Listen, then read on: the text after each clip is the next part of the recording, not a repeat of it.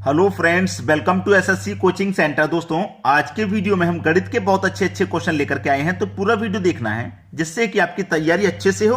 तो चलिए स्टार्ट करते हैं। पहला सवाल, ए अकेला एक कार्य 20 दिनों में कर सकता है। जो ए है वो एक कार्य को अकेला 20 दिनों में कर सकता है। बी अकेला 30 दिनों में कर सकता है। जो बी है वो उसी कार्य को 30 दिनों में कर पाएगा। ठीक है, दोनों साथ मिलकर काम शुरू करें, आधा कार्य कितने दिनों में पूरा हो जाएगा। पहले तो हमें यही नहीं पता कि कार्य कितना है, कैसे मालूम करेंगे कार्य कितना है। दोनों का एलसीएम ले लेंगे, 20 का 30 का एलसीएम आ जाएगा 60। जो एलसीएम होता है ना वही टोटल कार्य होता है, यानी कि टोटल कार्य आपका 60 है। मैं 20 से डिवाइड कर दूंगा 60 को तो 3 बार में जाएगा, और 30 से कर दूंगा तो 2 बार में। ए अकेला इस कार्य को 20 दिन में कर रहा था, एक दिन में 3 करेगा तभी तो 60 कार्य को 20 दिन में कर पाएगा। भाई एक दिन में 3 करेगा तो 20 दिन में पूरा 60 कार्य। और जो बी है वो 30 दिनों में कर रहा था, एक दिन में 2 करेगा तभी तो 30 दिन में 60 करेगा।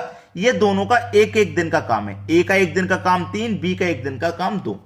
ठीक है, अब बोला कि दोनों साथ मिलकर काम शुरू करें। जब दोनों साथ मिलकर के काम शुरू करेंगे, ए 3 करेगा, बी 2 करेगा, दोनों साथ मिलकर एक दिन में 5 करेंगे। ठीक है, दोनों साथ मिलकर एक दिन में 5 काम करेंगे।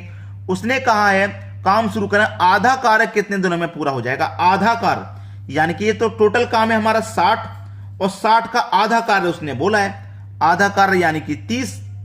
भाई यही तो है, आधा कार्य का मतलब क्या हो गया, 30 हो गया।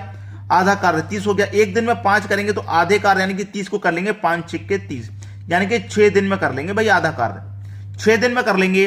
बी ऑप्शन हो जाएगा प्रश्न का सही जवाब। आसानी से समझ में आ गया कि नहीं। चलिए अब देखते हैं अगला क्वेश्चन। अगला सवाल है, 2 पाइप ए और बी एक टैंक को 20 मिनट और 30 मिनट में भर सकते हैं। यदि दोनों पाइप एक साथ खोल दिए जाएं तो टैंक को भरने में कितना समय लगेगा। देखिए, एक तो पाइप ए है और एक है बी।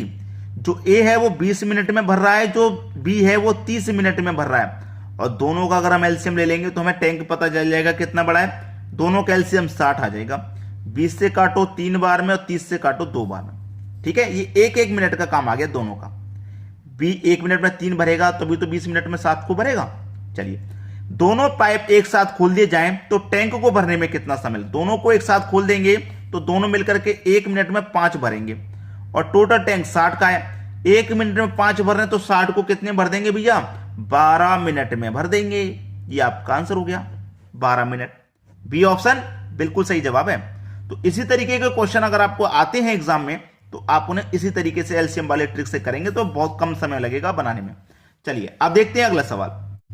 अगला सवाल है, एक नल किसी हौज को 25 मिनट में भर सकता है और दूसरा 50 मिनट में खाली कर सकता है। यानी कि जो पहला नल है मैं उसे ए नाम दे देता हूं तो ये 25 मिनट में भर रहा है, और जो दूसरा नल है मैं उसे बी नाम दे देता हूं, ये 50 मिनट में खाली कर रहा है। तो ये खाली करने वाला है ना, ये भरने वाले को तो प्लस लेते हैं और खाली करने वाले को लेते हैं माइनस, नेगेटिव। ठीक है, दोनों का एलसीएम ले लो, एलसीएम आ जाएगा 50।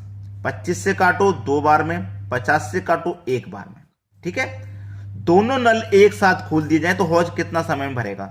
अगर हम दोनों के एक साथ खोल देंगे तो ए आपका 1 मिनट में 2 भरेगा, बी 1 मिनट में 1 खाली करेगा, यानी कि 2 भरा जाएगा और 1 खाली हो जाएगा। तो भरा कितना गया, 1 ही तो भरा गया। और टोटल 50 हमें भरना है। 1 मिनट में 1 भरा जा रहा है तो 50 मिनट में 50 भरा जाएगा। तो कितना समय लगेगा, 50 मिनट लगेंगे। ठीक है, 50 मिनट, यानी कि सी ऑप्शन आपका सही जवाब हो जाएगा। चलिए अब देखते हैं अगला सवाल। अगला सवाल है, 2 नल एक हौज को 3 तथा 4 घंटे में भर सकते हैं तथा एक निकास नल उसे 2 घंटे में खाली कर सकता है। यदि दोनों नल एक साथ खोल दिए जाए तो हौज कितना समय में भरेगा। 3 नल है, पहला नल ए है, ठीक है, जो 3 घंटे में भरता है। दूसरा नल बी है जो कि 4 घंटे में भरता है। तीसरा नल सी है जो कि 2 घंटे में खाली करता है। ये खाली करने वाला है तो नेगेटिव, ये दोनों भरने वाले हैं तो पॉजिटिव ले लो।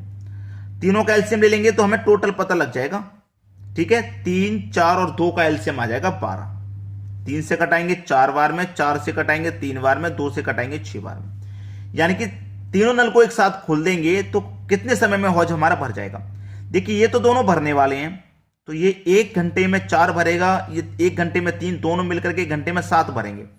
और ये अकेला 1 घंटे में 6 खाली कर रहा है। यानी कि 7 भरा जाएगा, 6 खाली हो जाएगा, तो 1 घंटे में केवल 1 लीटर ही भरा जाएगा। और भरना कितना है? 12।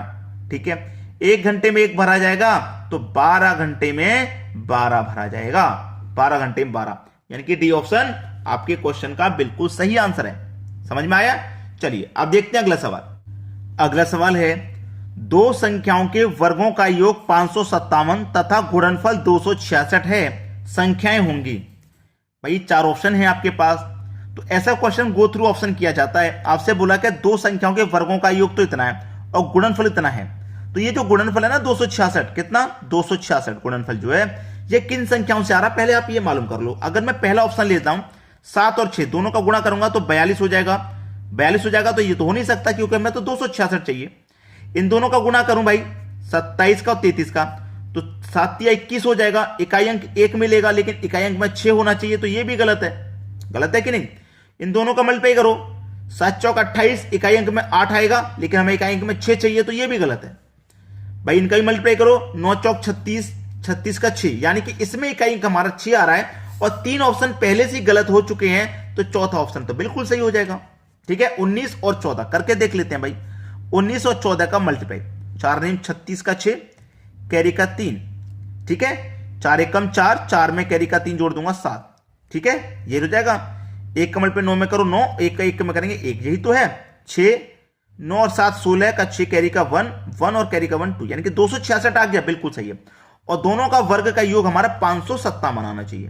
ठीक है, 19 का अगर मैं वर्ग करता हूं, 19 का अगर मैं वर्ग करता हूं तो कितना होता है भैया? 19 का वर्ग होता है आपका 361। और 14 का अगर मैं वर्ग करूं तो 14 का वर्ग कितना होता है? 196।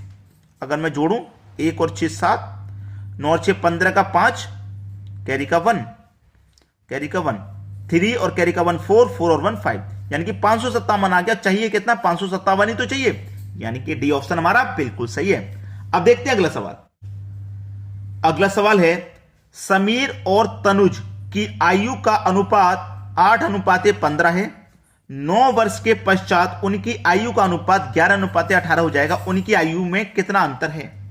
देखिए, समीर और तनुज की आयु का जो अनुपात है वो 8:15 है। ये प्रेजेंट का अनुपात है, कितना? 8:15। ये प्रेजेंट का है। कौन कौन है? समीर और तनुज। फिर कहा है प्रेजेंट से 9 वर्ष बाद, 9 वर्ष बाद जो अनुपात हो जाएगा वो क्या हो जाएगा?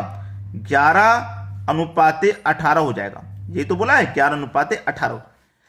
उनकी आयु में कितना अंतर है? ठीक है, उनकी आयु में कितना अंतर है? ऐसा क्वेश्चन देखिए आपसे कभी भी पूछ रहा है, कभी भी इस तरीके का क्वेश्चन आपसे पूछ रहा है। देखिए यहां अनुपात 8 था, 8 से 11 हो गया, यहां 15 से 18 हो गया, मतलब यहां पे भी 3 अनुपात की वृद्धि होगी, यहां पे भी 3 अनुपात की वृद्धि होगी। ठीक है, अनुपात में 3 की वृद्धि हो रही है और समय में 9 वर्ष की वृद्धि हो रही है, यानी कि 1 वर्ष में 3 की वृद्धि, यानी कि 1 अनुपात में 3 वर्ष की वृद्धि हो रही है। इतना तो क्लियर है, 1 अनुपात में 3 वर्ष की वृद्धि। और दोनों का क्या पूछ रहा है आपसे? अंतर पूछ रहा है, यानी कि अनुपात में अगर मैं अंतर करूं 8 और 15 में कितने का अनुपात है? 7 का। तो 1 अनुपात बराबर 3, तो 7 अनुपात बराबर कितना हो जाएगा? 3 से 7 पे 7 3 का 21, यानी कि जो अंतर हो जाएगा वो हो जाएगा 21 वर्ष का। खत्म सवाल।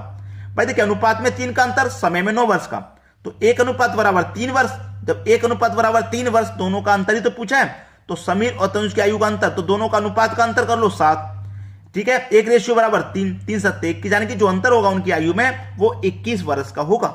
ये आपका सही जवाब है। समझ में आ गया? तो दोस्तों आपको शेयर करना नहीं भूलना, शेयर जरूर करके जाना। ठीक है दोस्तों, धन्यवाद।